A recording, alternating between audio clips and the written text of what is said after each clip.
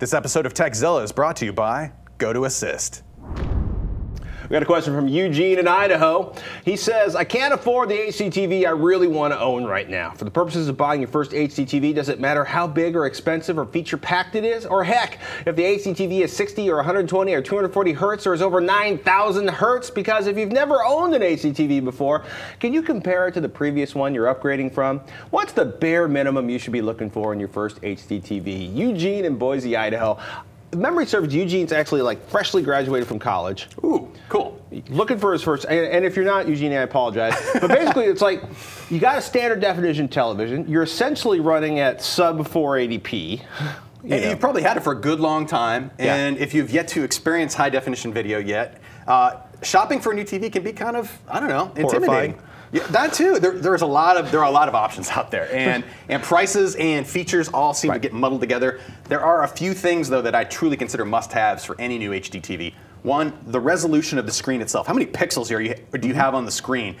1080p is the standard nowadays. We've been dealing with lower resolution formats all the way up until now, with TV sets offering things like odd resolutions like 1024 by 768 or 1366 by 768. It's all kind of nuts.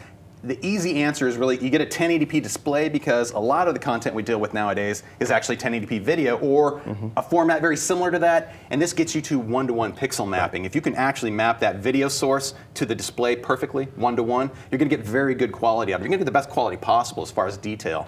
And as far as LCDs go, how fast the screen is actually updated is pretty important. And nowadays, I don't see a reason to go with anything less than, say, 120 hertz or faster for the refresh rate or how fast that screen is being updated. Now, it's separate from the speed of the video itself. This is actually talking about the display.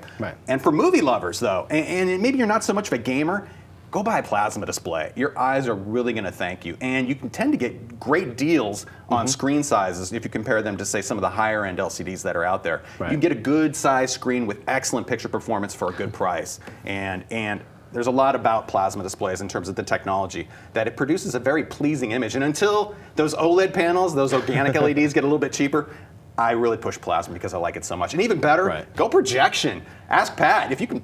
You can have an 85 to 150-inch screen in your living room if you've got the space for it. I found my projector on sellout.whoop.com. It's an Optoma. It's 1080p. I paid $600 for it. I project it on a wall currently where it's hanging off the ceiling in my house. I have a 110-inch screen. It's not so good during the day, even with the curtains up, right? So we need to put in blinds for that. Need some light management. At night, it looks amazing. And which really brings us to screen size. Go big. Go bigger than you think you need. If you're like, I have a 34-inch TV now, there's no way I need a 46-inch HDTV. Trust me, 42 is going to be the minimum you want to get. 46, 50, if you can swing the cash for it, go a little bit bigger. We've said this recently, go a little bit bigger than you think you need. Totally. And as far as the TV itself goes, apps are all the rage nowadays. Do you need apps actually built into the TV, or do you already have something like a Blu-ray player or other set-top box that are handling those duties? And think about that. Maybe you don't need the apps and you just want a bit more basic model with the features you want, and you can save a little money that way. Finally, wall mount that sucker. Seriously, get rid of the stand that it comes with and get it on the wall. A good wall mount starts at about 25 bucks. And there's really no reason to not do that, unless you just have no option. But even if you're renting an apartment, you can usually get permission to put a wall mount up. If you can hang a photo or a picture, you should be able to hang a TV. And just fill in the holes with toothpaste and paint over them when you leave. Get friendly with the maintenance guy. Monoprice.com, that's where you're going to buy your HDMI cables. That's where you can buy some pretty decent and very inexpensive HDTV mounts. If you find yourself shopping at a big box store instead of Amazon, we would say Amazon.com, Costco's great. The big box stores are going to tend to hurt you a little bit. But you bring up a good point. If you've been using standard def TV all this time, you've been dealing with a mishmash of video cables to connect your devices to. Forget all of that stuff now. You're to one cable to rule them all, and Pat mentioned it, it's HDMI. So if you don't own an HDMI cable, they're less than 10 bucks for quality cables. Pick one or two up to have them around. Monoprice.com. Yeah. Or Amazon. They're all good. But just there you go. If you walk into like your local electronics store and they're like, you're going to need the superior gold-plated technology of Amalga screwed HDMI cables. It's only $130. You're spending $700 on the TV. Buy this cable. Walk. Okay, go to I don't go to electronic stores anymore, but there you go. So 1080p resolution, wall mount that sucker, use the HDMI cables, and if you need apps, swing for it now. If not, you can always get a set-top box to add that. Yeah, and that's make sure you have a source of whether it's an over-the-air antenna or your Xbox or your PS3 or a new Blu-ray player or your computer. Make sure something's feeding that television with 1080p video. Yes. We point that out because it's important.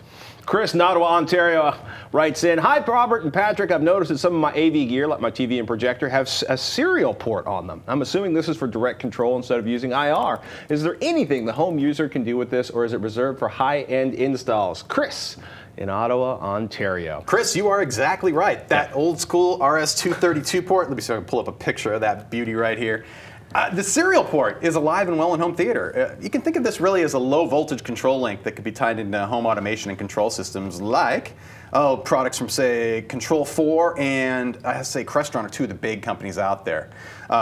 Basically with these, you can, nowadays everyone's moving toward tablet-based interfaces with software, but with the control box, you essentially link all of your devices, including things like lighting, even security, as well as control of the home theater gear as well, into a nice interface that says, basically, you can customize it to the point where you can press one button and have many things happen at once. Your shades automatically roll down, the temperature changes, the bathroom light gets shut off, the blender pops out of its motorized, holder in the wet bar. That like home automation. You can make it as crazy as you want. Yeah, basically, and it's kind of weird, right? Because home automation is usually you spend thousands of dollars. I don't think you can even buy a Control 4 or without going through an installer. Usually, they actually have a new product out, at least Control 4 does, that is a kit for home users if they want to get into it themselves. But for the really high-end stuff, doing it with the full tablet interface and everything like that, you're probably going to have to hire a representative to come out and do it.